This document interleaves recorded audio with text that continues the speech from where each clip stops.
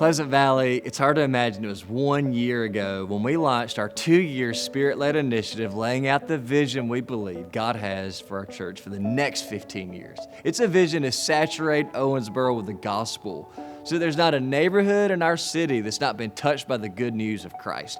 But it's not enough just to reach Owensboro. The Bible tells us the day is coming when the fame of Jesus is going to cover the whole earth like the waters cover the sea. So God's calling us to engage the nations with the gospel of Jesus. And so a foundational part of the vision for our next 15 years as a church is we want to be a multiplying church. We want to multiply disciples, church planters, pastors, missionaries across the city and around the world. And since we launched this initiative, Your Giving the Next has helped support 24 church planters already this year in places like Charlotte, North Carolina, and Boise, Idaho, and Orlando, Florida, Salem, Oregon, Boston, Massachusetts. And your giving is going to help start 7 new church plants in 2024 in cities like Cleveland, Ohio, and Baton Rouge, Louisiana. And this is all through our partnership with Harbor Network. Additionally, your generosity has already helped fund one of the 5 new missionaries we want to send overseas in the next 15 years. Dr. Conrad Cross is on his way to giving his life to share the gospel among unreached peoples in Asia. Also in the past year, Pleasant Valley has been directly involved in helping start a new church plant in the Czech Republic through Josh and Marie Ehlers. Hey Pleasant Valley, we are Josh and Marie Ehlers, serving as missionaries here in the Czech Republic. A lot has happened since the last time we saw you.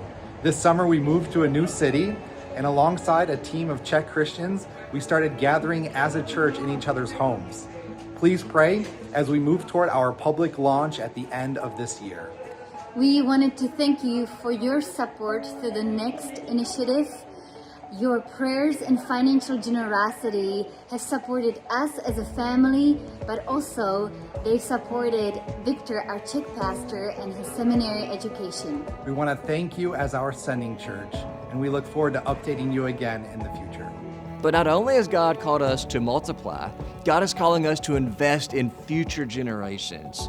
So that when we see our church, we can't just see it this Sunday, but we want to see our church in 15, 30, 50 years from now, and the future generations that are going to sit in those seats. Our kids, and their kids' kids. And because of your generosity to Next, we've already been able to create additional space for our 4th and 5th graders. And most importantly, every Sunday and Wednesday, hundreds of kids are hearing the gospel. There is no greater investment than to create a space for kids to place their faith in Jesus and have their lives changed forever. But not only has God called us to multiply and invest, God has called us to build a new worship center that will seat up to 850 people, a new welcome center and gathering space. And we're going to repurpose our existing facilities for kids ministry. But that's not all. Since we launched this initiative, God surprised us and blessed us with the opportunity to purchase the auto garage adjacent to our current facility. Since 2006, we've been praying God would provide us with that property.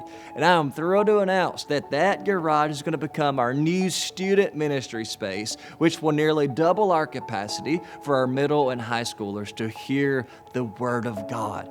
You know, every time I drive to church now, I see the bulldozers and the dirt moving, and I see the day when that new facility is going to be filled with hundreds of people sitting under the Word of God and lifting up their voices to King Jesus. But this is not simply a build it and they will come. This is a we gotta build it because God is already sending them. In the past year, our Sunday attendance has grown by 15%. Many Sundays, our auditorium has looked so full that people have come and left because it felt like there wasn't room for them.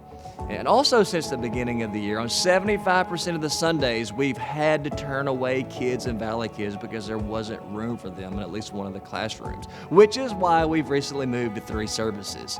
So building is not a want, it is a need. It's a necessity for us to show the generous love of Jesus to our community. May it be that in Owensboro, Kentucky, when people are hurting, they know there's always going to be a place they can go find refuge. And that's Pleasant Valley Community Church, because here they will find Jesus. After just coming Sunday after Sunday, I ended up connecting with Josh and got into a Bible study with him, and more became clear to me that this is where my life was headed, and that it was, I needed to stop fighting it and accept Jesus into my heart. And, I was saved during that Bible study. Life's on a whole new track. I prayed for the longest time for Matthew to be saved, to accept Jesus as his Lord and Savior. And it's a beautiful thing to see that happen. And I just hope that with this new building, we can continue to grow and more families can join us and be saved by Jesus and just continue to show the world his love through them. Pleasant Valley, what an amazing gift from God that we get to be a part of stories like that one.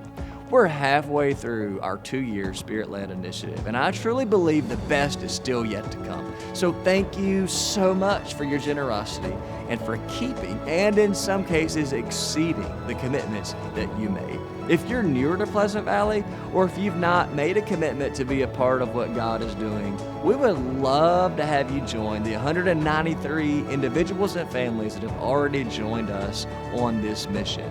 Jesus says it is more blessed to give than to receive, and there is no greater blessing than to be a part of God's mission in saving the world through Jesus. Because at the end of the day, this is not about brick and mortar. This is about seeing the day when every knee will bow and every tongue will confess that Jesus Christ is Lord.